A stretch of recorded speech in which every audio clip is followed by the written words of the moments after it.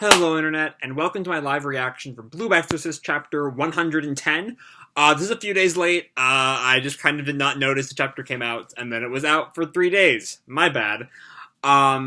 Anyway, when we last left our heroes, released our hero, it was just kind of Rin, again, witnessing his own birth in the past, and how he was, yeet himself outside of his mother's womb and started killing exorcists at age 2 minutes. So that was a thing that happened. It was kind of scary, kind of like, holy shit, but also like kind of funny. Because he was a little baby, killed a bunch of people, you know. Anyway, after that, his whole like dark side kind of came out for a second, and Mephisto put a stop to that real fast and shoved him, I think, in the present. We're not entirely sure yet. Meanwhile, in the actual present, Shiemi came to Yukio at long last, telling him that his test results are back and they're ready to meet with him. So before we go into the chapter itself, just a reminder, I have my Spring 2019 anime review straw poll in the description down below.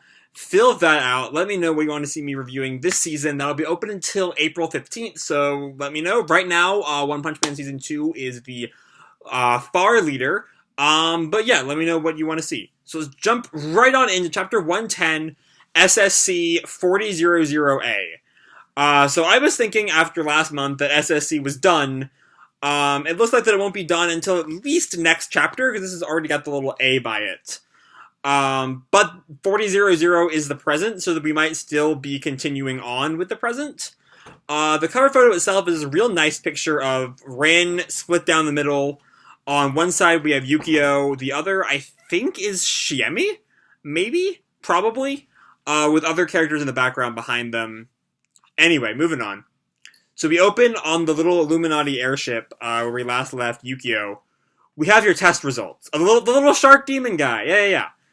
And who's that on the throne behind him? Is that Lucifer?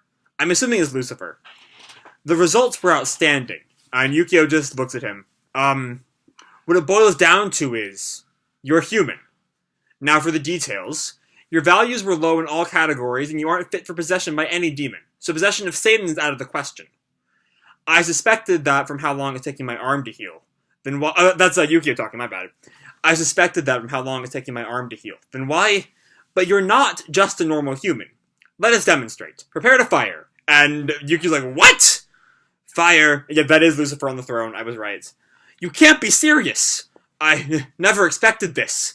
And the Illuminati guy has a flamethrower. A blue flame? Ah! And he looks at his arm. Huh? And his arm? There's some little marks on it, but beyond that it's mostly fine? You were abnormally resistant to blue flame. Oh, it burned his clothes, but not his body. So Father can enter your left eye. I suspect your left eye is a window Father uses for peering into Asya. Resistance to blue flame? And why my left eye? Your left eye shows signs of severe temptaint. That may be the explanation. I believe it is a side effect of sharing the womb with Rin Okumura. Well, I can't quite accept this. Your acceptance is irrelevant. Switch from red to black. And is Egan no, that's Yuri's last name. What's the shark guy's name? I cannot remember. He's one of the Demon Kings, I know. Anyway, shark guy turns to the Illuminati soldier. Switch from red to black. Sir. And he does the flamethrower at Yukio again. We have developed this dimensional shift flamethrower. It can create red, blue, and black flame with 83% accuracy. What is black flame? Stop shooting at me! Ask permission first. How does it feel? It was hot at first, but I'm getting used to it. If blue flame doesn't work, then the red flame of Asya and the black flame of Gehenna are ineffective. Okay, so I guess it's just fire in Gehenna, and blue is like the mixture of the two? In other words, my brother's blue flame won't work. This alone means it was worth it for me to come here to the Illuminati. Thank you for telling me. I'm glad you are pleased. So, what was he hoping to get out of this? Like, if just knowing that Rin's flame won't hurt him, does that mean you only came here in order to, make sure that Rin wouldn't hurt him? Or is he trying to fight Rin? Yukio's kind of an enigma right now, I feel. Or maybe it's just the fact that he's been gone for the past, year in real time. Anyway, thank you for telling me. I'm glad you are pleased. Lucifer, rises from his throne. If you do not mind, I will show you around this airship, the Dominus Liminis. I want to give you what was promised. Young Toto, his first name I can't remember. Oh, it's Homare. He says it right here. Commander, you needn't do this yourself. I do not mind, Homare. I just switched, so I feel in good health. Oh, he has a new body. Okay, that makes sense. Yes, sir. This fortress is a magically camouflaged airborne aircraft carrier employing magical science. It is ground zero for our organization's magical scientific research, and he's showing Rin all this scientific stuff. Each day, the researchers investigate possible applications, with a focus on development of weapons and armor. I had no idea the Illuminati was so scientifically and technologically advanced. And he's looking at, they're all looking at these guns on the wall, and Yukio points out, what are these twin pistols? Do they catch your attention? Perhaps it is true that tools cry out for masters. These are a test type and prototype of the Armumahel gun. They employ a crystallization of Armumahel, the Emperor of Emptiness, and they are capable of fatally harming a high-level demon. Do you know how the Knights of the True Cross make their holy silver and holy water? I believe the occult department deep in the Vatican produces it. I learned that they're based on holy relics. That's what they tell you, but it is made by extracting a substance excreted from a crystallization of Armumahel, the Emperor of Emptiness. Armumahel's power has the same qualities as the black flame we consider to be the flame of Gehenna. Shima's familiar, Yamantaka, is from Armumahel. Is kin of Armumahel. The black flame nullifies demons and hollows out human beings. Those guns use the crystal's gems for an incredibly strong weapon of exorcism. But if a human being uses them for a long time, it causes memory disorder, so we never mass-produce the final product. However, you can use them, because the black flame has no effect on you, so I give them to you. So Yukio now has a new demon-killing weapon. Your generosity is unsettling, but I'm glad to have this weapon. Good. I keep my promises. I'd like to try them right away. Yes, after we test them and make further adjustments the day after tomorrow. Then, the gift will be complete. They travel to a new room, where we see what looks like human bodies in, tanks. And Yukio looks around. It's dark in here. And the light turns on, and we see a bunch of, I'm assuming they're the Lucifer clones from the asylum. What are those? My perfect clones. The basis for the research comes from a secret laboratory on the ground, so these are just stock. We completed the research begun at Section 13, and successfully created perfect clones. Yep, I was exactly right. If I overburden my body, the flesh deteriorates. Without the elixirs, I wouldn't last a day. Thanks to these clones, however, I have replacements. You even have regenerative medicine? So what will you do about your arm? It could take 4 to 5 weeks to heal on its own, but we can heal it in 1 day. And Shark Guy pops up. Yes, the ship's doctors can even do partial regeneration. And Shima's kind of squicked out by that. Seriously? Yuck. Like a lizard's tail. You need both arms to bear Armumahel's guns. That gets Yukio's attention. Meanwhile, outside the Round Table Council Hall. And it's Bon! For the first time in a year. Lightning. Is that really enough evidence? And he's looking down at his phone. He picks up he notices his phone rings and he picks it up. Kamiki, what's up? What are you doing? I'm waiting for Lightning's court of inquiry. I have to make sure he can convince the big shots. Who cares about that? Huh? You have a key for Vatican headquarters, right? Then come pick me up. Huh? I gotta go to the Vatican too. Why? They took her away. They took Shiemi away for something at the Vatican. Huh? What's going on? This is too sudden. What should I have done? Huh? Hey, just, start by calming down. They mentioned the Grigori Sedes. Surely Shiemi isn't connected to the Grigori. We open at wherever the fuck the Grigori are. In this huge plant-based place. I imagine we're gonna get some Shemizawa here, like, fans have long predicted. Yeah, we see Shiemi and the folks who took her away. Shiemi's, eyes wide at all this. Welcome back, Mistress Shiemi. We're finally getting our Shiemi answers, after over a year. Hello? Oh no. This is much scarier than I expected. And knee is on her shoulder. Knee? We're back with Kamaki and Bon. And Bon's answering through the phone. How could that be? And Izumo responds, but wouldn't it explain all the crazy stuff that's happened? And Bon just thinks to himself, and he notices, I think that's the court ending. What? What is it? Lewin Light. Now we're back inside the court. I think this is a flashback. Because we have Bon noticing the people leaving. So I'm assuming this is back what was going on before this, but let's find out. Lewin Light. Explain your attack on Dragulescu. Well, he's an Illuminati dog, and I've got proof. The proof your apprentice brought. Oh, and even Arthur is, like, kind of grilling him. I'm sure you've all read it, including you, right? And he turns to Arthur. I find the contents difficult to believe, including what you yourself attest. Yeah, that's what I'd expect from you. Mephisto pops up first. I recognize the facts regarding Section 13. It's a fact that Director Dragulescu was leading the research into clones. Within the facility, he called himself Nikolai Eminescu. Oh, okay, I get it. So Eminescu was Dragulescu. That makes a lot more sense now that I hear the names together. Where was I?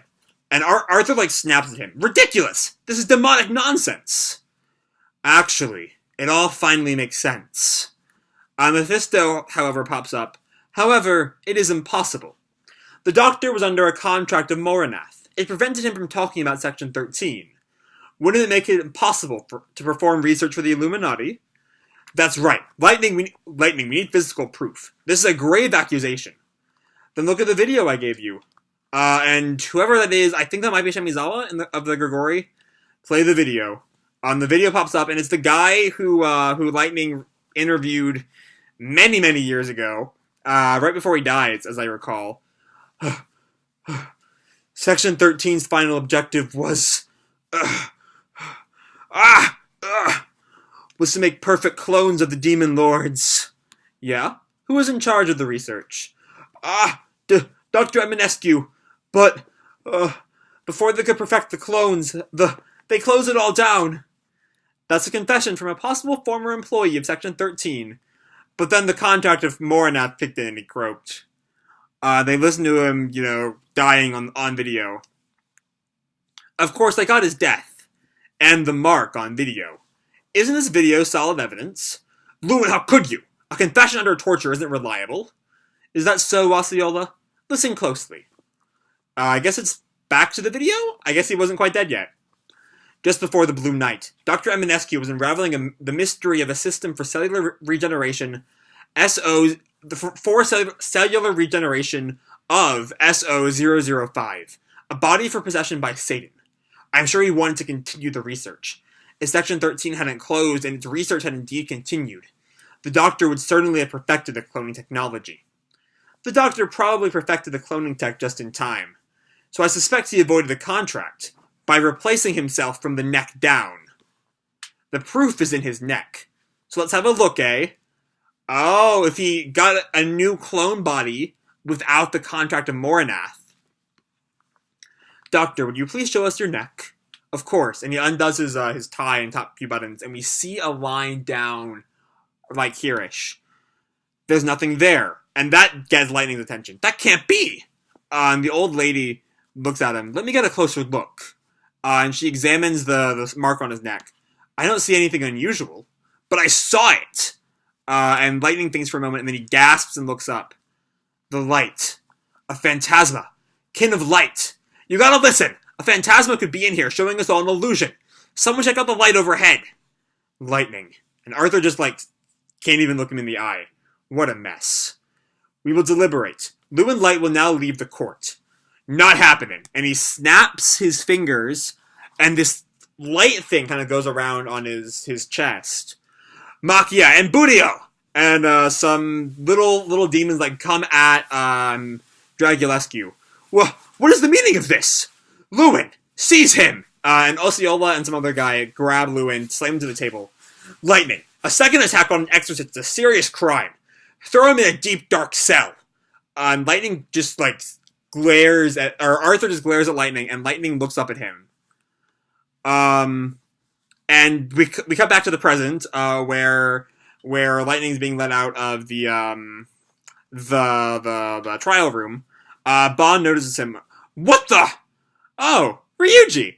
Looks like my defense bombed. Sucks to be me. He just casually walks out. Lightning? Again? And Izuno on the phone. What happened? Is everything okay? Meanwhile, back with the Illuminati. After this lavish treatment, we're just with Renzo and Yukio walking back to Yukio's room. Aren't you afraid they'll ask for something in return? Yes, I am. But I will get as much as I can out of them. Ah! Whoops! I forgot to tell you something. Good thing I remembered. Listen to me, okay? Huh? Don't look so irritated. I'm not going to eat you. And he whispers something in his ear, and Yukio, like, eyes widened. Huh? Now I've told you, so do what you want with it. And Yukio, Shima, like, walks away, and Yukio looks at him. Which side are you on? Who knows? Which side are you on? And Yukio just stares after him. And we go back to Yukio's room. He takes off his eye patch, and gets into the shower. And he, like, puts his fist up against, like, the wall of the shower. Ha. Ha ha ha. And we end the chapter with Yukio just laughing in the shower.